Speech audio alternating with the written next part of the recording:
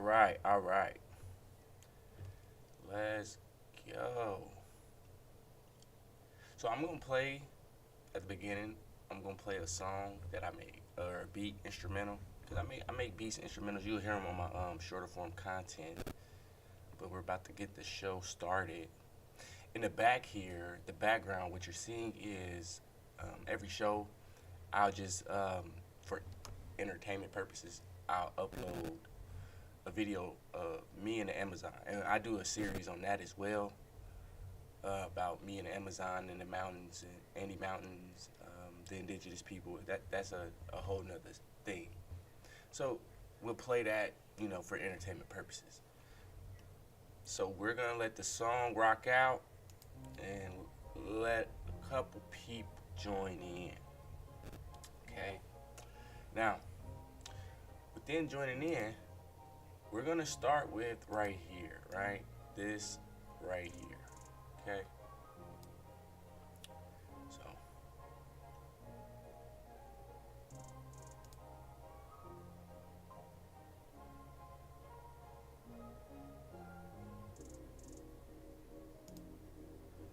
so there, we're gonna play that.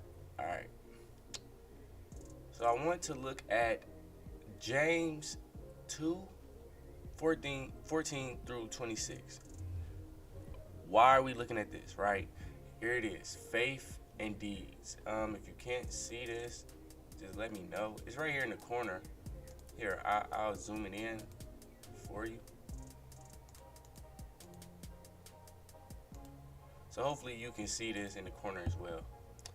But let's read it, right? It says, "What good is it, my brothers and sisters, if someone claims to have faith but has no deeds, which is works? Can such faith save them? Suppose a brother or a sister is without clothes and daily food. If one of you says to them, 'Go in peace, keep warm and well fed,' but does nothing about their physical needs, what good is it?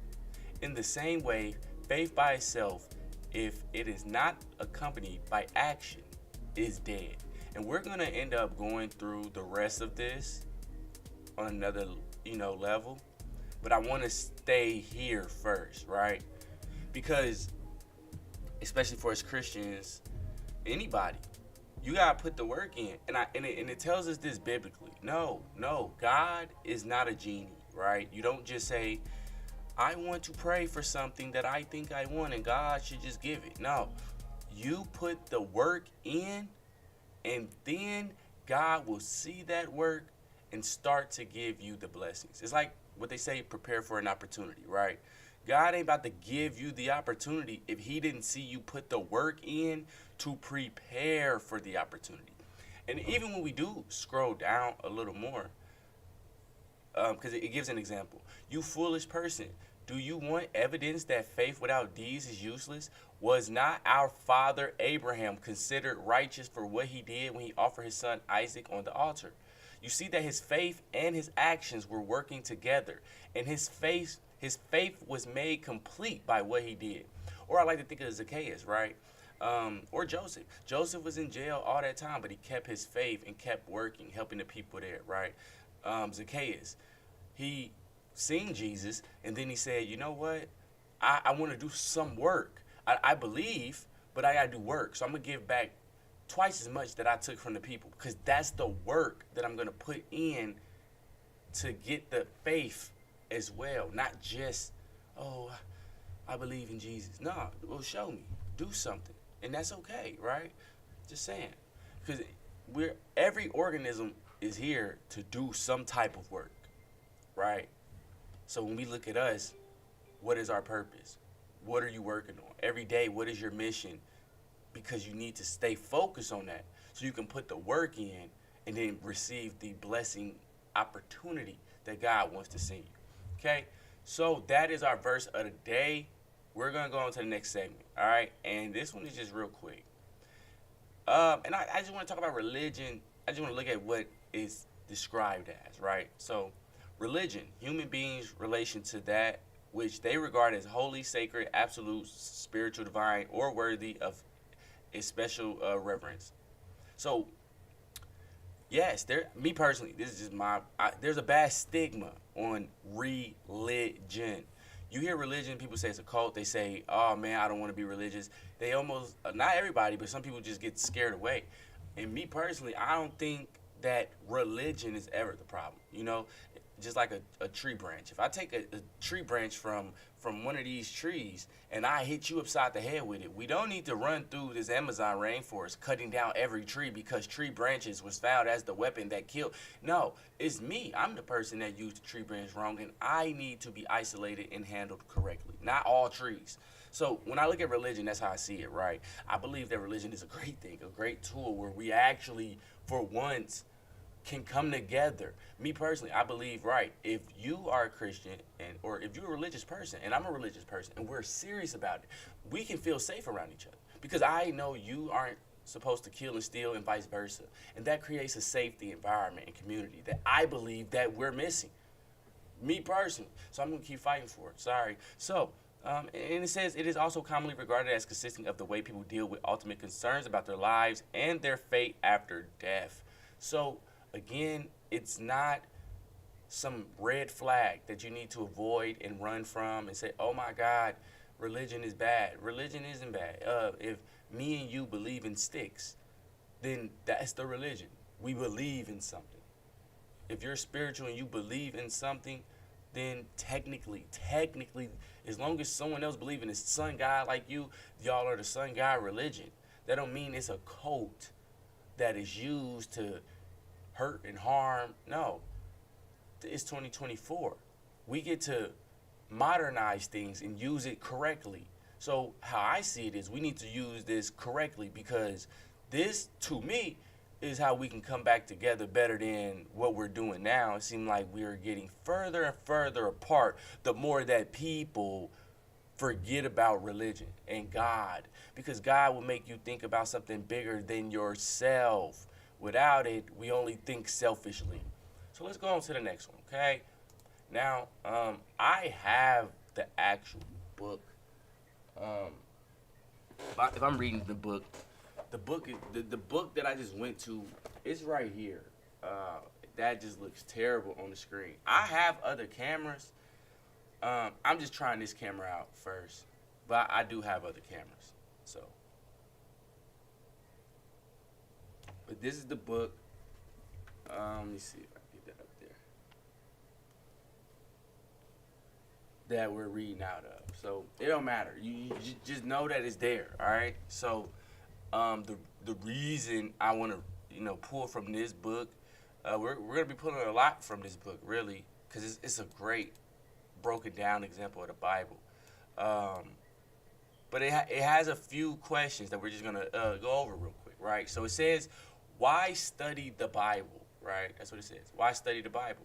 So they give 3 reasons, and I think that these 3 reasons can answer other people's questions on why they should study the Bible or why people study the Bible in general.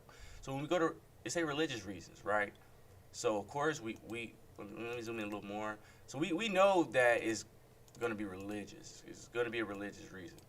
Most people who study the Bible do so, of course, for religious reasons. Many people revere the Bible as the Word of God and want to know what it can teach them about what to believe and how to live. So, of course, you have to look at it from that perspective, that people, they look at the Bible for religious reasons. But there's another reason they look at the Bible, for historical reasons. Arguably, the most important reason for studying the Bible from a historical point of view is its importance in the history of Western civilization. The dominant religion of Europe and the New World for many centuries have been Christianity, and Christianity, as we will see, grew out of alongside Judaism. Okay? So, it's a historical context. For my Africans, well, let me go here, because this is our next step. So let's go here, right? I mean, you look up Tahakra. I always mention Tahakra. Sometimes you look up Tahakra, right? He's in the Bible. This is an Egyptian king. It's right here at the top, right up here, at the top, right? Right here, okay? So, we can even, Tahakra, you see, So he was a real king, right? And of Egypt. He's a real pharaoh. He has real statues. Even when they made Assassin's Creed, they put him in the game for a legitimate reason because he's a real person. So he's in the Bible. He's mentioned twice in the Bible, right? You type in Bible, and his verses should pop up. The king of Cush, Ethiopia. He's mentioned in 2 Kings, Isaiah 37.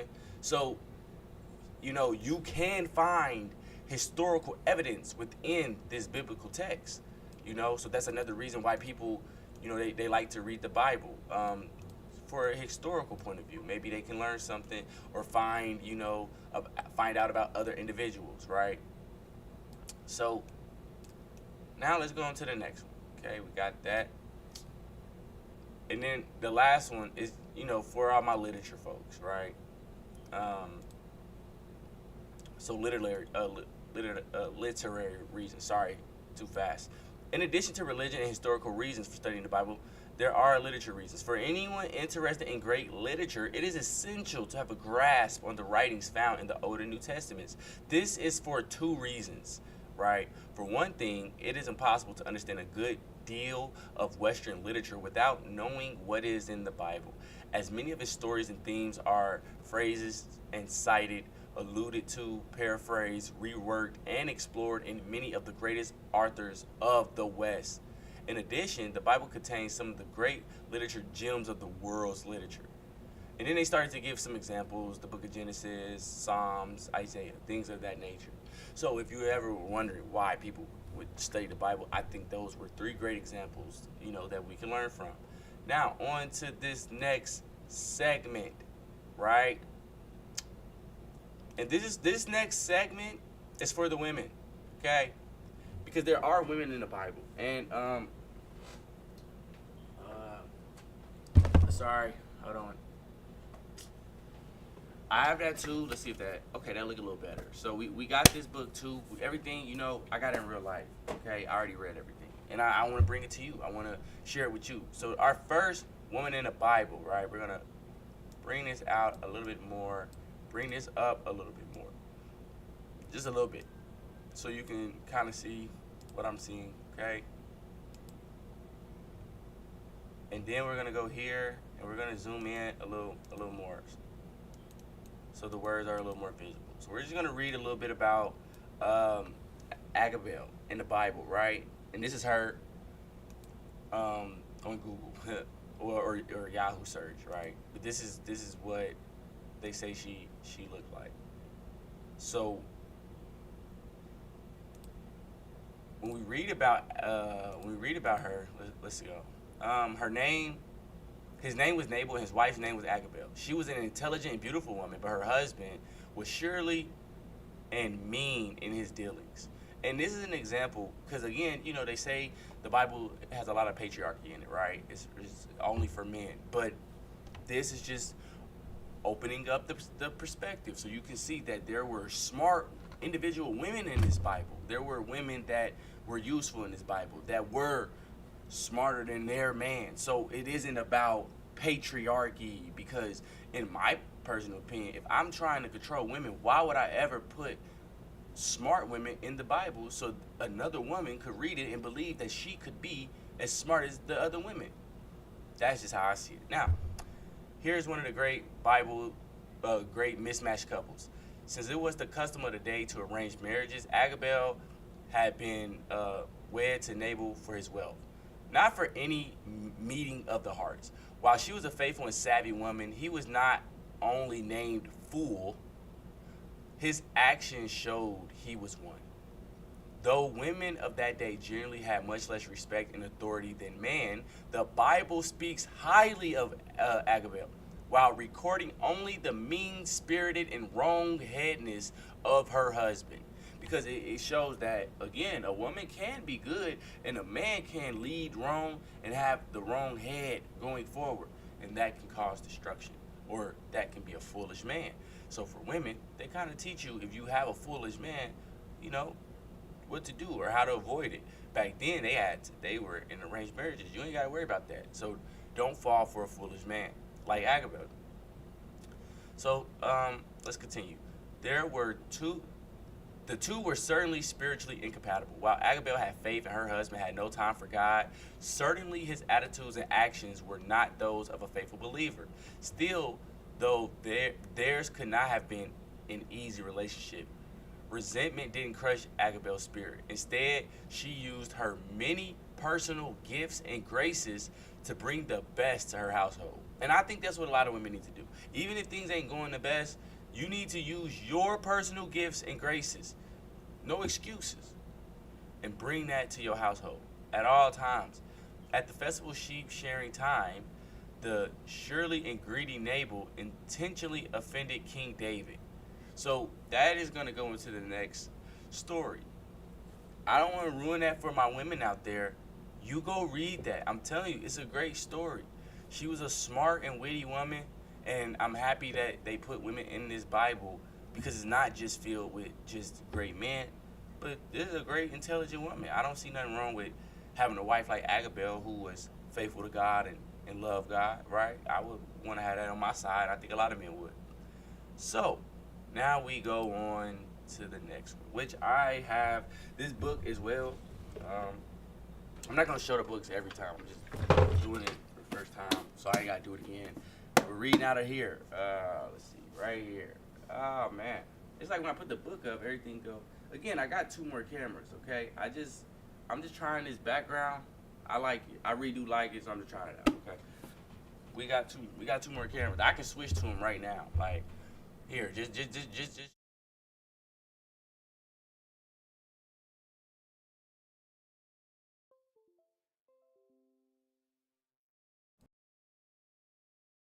Man. So we there. We got other cameras. I got a phone camera, all types. It just. So let's continue. All right. Now, I just want to briefly go over this because this is the 10 Commandments, right? And I'm not saying we don't know this. I just want to have a little refresher in our mind, right? And this book, it does a good job at explaining. So let's just go over it. So the first commandment, what is meant by that? It say what?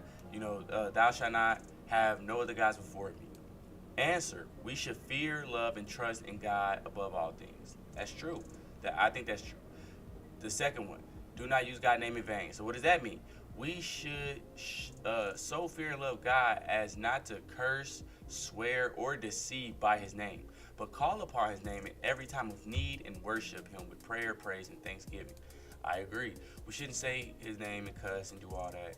We should reserve him in the highest regard. Remember the Sabbath day, keep it holy. We should so fear and love God as not as despise his word and the preaching of the gospel, but deem it holy and willingly hear it and learn it and learn it. Willingly hear it and learn it. A lot of people don't willingly hear it and learn it, so they don't really care about that commandment. All right, honor thy mother and thy father, that thy days may be long upon the land. Now this one, what does this mean? We should so fear and love God as to not despise nor displease our parents and superiors, but honor, serve, obey, love, and esteem them. And that's hard. In my individual life, I know some people go through stuff with their parents, right? And you can have a parent that just they don't care, but you got to keep on. I know. It might seem messed up, but you got to keep on honoring them and showing love and you being right in your spirit. As long as you know you did right, then, because I know some people, like I said, you go through things with your parents, you don't even want to honor them. You feel like they don't deserve it, but it's bigger than you and your feelings and your parents. God will bless you in ways that you can't see yet, so it's worth it. Thou shalt not kill. We know what this is. Do not do your neighbor any bodily harm or injury, but rather assist and comfort him in danger and want. That's all we need to be doing. Again, people get mad, they don't like religion, but at the end of the day, if we follow this religion, and I, again, know that I shouldn't kill and you shouldn't kill, I feel a lot more safer around you than if I was around somebody who willingly knows, hey, I'll kill you if I don't like you, if I don't like what you say to me, if we have a disagreement, if I want to take from you. I'm just saying, it's simple logic here. All right, let's continue. Should not commit adultery. That's the sixth one. So, of course, what does that mean? God, we should love him to be pure in our word and our deeds. Each one also loving and honoring his wife or her husband. So we should only love our wife and husband. We should try to stay pure and stay away from having sex all the time, which is true. Because guess what? Why do we act like sex hasn't led us to so many wrongful decision making skills in our life? Like, but we're gonna say that we're gonna come back to that. We're gonna come back to that. All right. So now we're going to the next one. Sorry. What is meant by this commandment? Thou shalt not steal. Very simple. Don't steal from nobody. Don't steal. It ain't worth it. You know what I'm saying? You steal from somebody, they can come back and steal from you. It's not really worth stealing when you can really earn it. I mean, some people, you think they get away scamming and stealing, but eventually it can come back to get them. Just because they got away at first, that don't mean nothing. All right. So the next one. Thou shalt not bear false witness against neighbor. So what does that mean? You should not deceitfully betray, slander, nor raise injurious reports against our neighbor, but apologize for him. Speak well of him. This is our lost art. We don't care to do it. We don't speak highly of our neighbors, and we need to, that we shouldn't lie on people, and sometimes people lie. So this commandment, I see how when we don't follow this, it causes turmoil. Thou shalt not covet thy neighbor's house. What does that mean? You should not want to gain possession of your neighbor's inheritance or home, or to obtain it under the pretense of a legal right, but be ready to assist and serve him. So basically, stop stealing out of people's cars. Stop stealing out of people's houses. Stop trying to steal people's wives. Do you see what I'm saying? Stop stealing from your neighbor. Help your neighbor and let him help you. Then you ain't got to steal from him. And then the last one, right? Thou shalt not covet thy neighbor's wife. Exactly. Nor his manservant. Nothing. Don't take from him.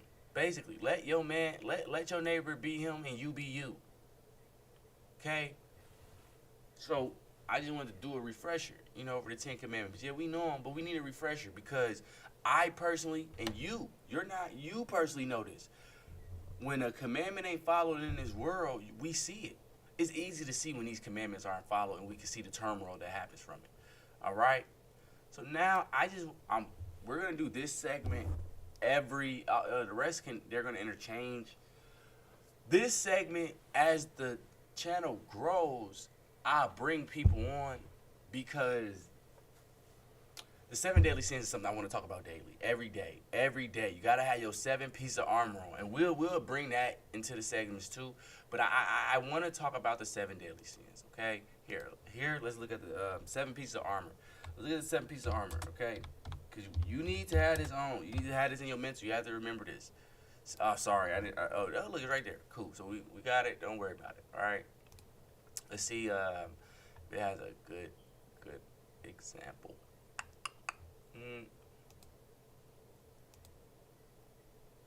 Alright, right? So we need to have this on every day. Every day. You see what I'm saying? In our mind, we need to remember this every day because it's a spiritual warfare every day, right? And we're going to go over this in another segment. But again, I just want to highlight, do you struggle with any of these? That's what this segment is for. Lust. Lust is a strong passion or longing, especially for sexual desires. Do you struggle with lust? If you do, it's okay. But the first step is admitting, I struggle with this. Gluttony is an excessive and ongoing eating of food or drink. Do you struggle with that? Everybody has their own different tasks or tests in life. So a bigger person, they may struggle with gluttony when a skinnier person doesn't. So if this is your battle, then let me know. That's what this is here for. So we can talk about our battles and have a safe space to have an open heart and an understanding, a community of people that understand these battles and don't judge, but help and offer words of encouragement and fellowship. Greed is an excessive pursuit of material goods. Are you greedy? You be honest with yourself. Are you greedy? Is this something you struggle with every day? Are you aware that you're falling for these sins every day? I want to clarify. If you sin today, you don't go to hell. That's not what that means. Sin is eventually going to cause turmoil in your life. You see what I'm saying? You don't want to keep doing it. You keep being greedy, it's gonna get bad. You keep lusting, it's gonna get bad. You keep having gluttony, it's gonna get bad. You keep overeating, you keep eating, you're gonna eventually die out. You keep lusting too much, eventually you're gonna be strung out. I mean, it's simple logic here. So you don't want to be too greedy. Sloth is an excessive laziness or the failure to act and utilize one's talents. A lot of people don't even understand that that's the devil. That's the devil. Why? Because faith, like we said earlier, without work is dead. So guess what? If I'm the devil and I know you need to do God's work, I'm going to pull out a devil called sloth to help you slow down from doing your purpose and your work here on this earth. So sloth, if you are lazy, is probably really a spiritual thing that you're not realizing. And real quick, me personally, people say, well, you're a scientist, how do you believe in God? Science pulled me towards God, that's what we're going to do in this segment, be bringing God and science together. But it brought me closer because I studied a bunch of science, a bunch of psychology, a bunch of sociology, a bunch of biology, a bunch of chemistry, and physics. All I kept getting is, where is consciousness coming from? And nobody got the answers for me. No master students, no master psychologists, no actual PhD psychologists. Nobody got the answers. Where's our consciousness coming from? That's how I know this is a spiritual warfare. And that's how I know there's things you can't see. Yeah, we have been able to see magnetism. Yes, we've been able to say there's gravity, but we can't see any of those things. And me personally, I believe if we were able to discover, forces that we can't see, then I believe there's more forces that we just haven't discovered and that we can't see. So when I'm looking at the devil, that is a force that I believe is there that we cannot see, that is literally trying to cause turmoil on our purpose in life. Next is wrath, because it seems like every other animal, they know to do their purpose, they know to do their work. It's us that has to stay focused on it. Wrath is a strong anger and hate towards another person. I mean, we all get angry. We all get angry. But then once you let that wrath come out like a Will Smith, it just looks bad, right? See how bad Will Smith looked when he was wrathful and he went up there and smacked Chris Rock, right? You don't want to let wrath ruin you like that, because now you got to recover from that, and the devil, he get to laugh. I bet the devil was sitting at the Oscars laughing that day. He won. He won. Look how much turmoil he caused in the world. He was thrilled.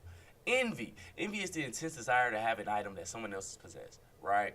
You don't want to be an envious person. We don't want to envy anybody, okay? If you struggle with envy, we all probably have envied before, but don't let it be too much. If you envy, okay, look, man, just be honest with it. If you struggle with this, it's okay. And then last is pride, which I think we all struggle with. Pride is an excessive view of one's self-regard without regard for others. So, don't be prideful. We all know the pride comes before the fall. And they give you examples here. I'm just trying to condense this to a 30-minute show. If you want it longer, we can go longer, man. I can go longer. I probably am going to go longer. Okay, but I wanted to just, again, get this out. If you're struggling with any of this, it's okay to admit it. And first step is admitting it, so that way we can start actually making progress to solving the problem. So lastly, our last segment of the day, right? This segment is, sorry, my nose is itching. This segment, I'm going to pick a random religion, okay, every day, all right? And we'll talk about them, because, I studied multiple religions just for class. Sorry, this is for class. I thought I had my book over here. Oh, it's all the way over here. But, I studied multiple religions. And, one thing that the teacher was saying is, in order to get a good grasp of even your own religion, you should be able to look outside and see how others formulate it. And when I did that, we all, religion-wise, we may have a little bit differences. Even them, they believe in multiple deities, versus a Christian, they don't. But when I look at the purpose of what they're trying to do, they're similar to us. We're all similar, just a little different. And I think, again, I can trust a Hindu. If you're truly a Hindu, I don't think you're going to kill me. I think we'll be good. So let's go over these facts real quick. Because, it's going to go a little bit over 30 minutes, but it's fine. I just want to hurry up and highlight these facts. So, and if you're Hindu, you let me know if these facts are still accurate. Because, they could have changed, or you could have a different perspective. More than 9 in 10 of the world's Hindus live in India, which is facts. It's an Indian religion, so most of them are here. And I wanted to really go through all of this, but I'm not. Next is their holiday. Nearly all Hindus in India celebrate Diwali, but many also celebrate Christmas. So you let me know if that's true, because I'm not in India, you guys. I don't know, but that's a fact about Hindus. The vast majority of India's Hindus believe in God. 98%, which I believe that's why culturally they're able to stay intact because they believe in a higher power that supersedes their own personal wants and needs all the time. I'm talking culturally, not outliers that do what they want. So I think that's how we need to be here. Many Hindus regularly perform puja, a worship practice that often involves prayer and giving offers to deities. Now, most Hindus, it says 55% usually do it, right? I don't know. Hindus, let me know. But we're learning about your religion. So we learn about your worship and we see you give prayer and offers similar to Christianity. You're just trying to connect to the higher power. So we don't judge you. We accept you and we hope that you accept us. So that way we can really make progression. 4 in 10 Indian Hindus believe in reincarnation. So if you did know that, that's a nice fact. Hindus in the US and Europe are among the most educated religious groups where they live. So Hindus are very intelligent. At my university, I see a lot of Indians. I don't know if they're Hindus, right? I never really walk up and ask them, but they are educated. They are bunched up together. They're in a group together. They always communicating with each other, and it seems like they're on the right path. And then the last one, nearly 2/3 of Indian Hindus say, 64%, say it is very important to be Hindu to truly be Indian. Now, I, again, don't know about that, and that's why I wanted to bring that to the people that's watching. If you are a Hindu, do you agree with that? Because, I want to hear from your mouth. Do you really believe that in order to be a true Indian, you have to be Hindu? Okay? So, here we are, ending off our segment, our show. We post more content. Please come back for more. We will have more every day. That's the goal. If I don't get to it every day, trust me, I got a lot of stuff I do. I do a lot. Build websites, build music, play music. I'm still in school. I got my own businesses. Look, I can keep going. I'm not trying to, okay? So I love all y'all, and come back for more because we are going to have more.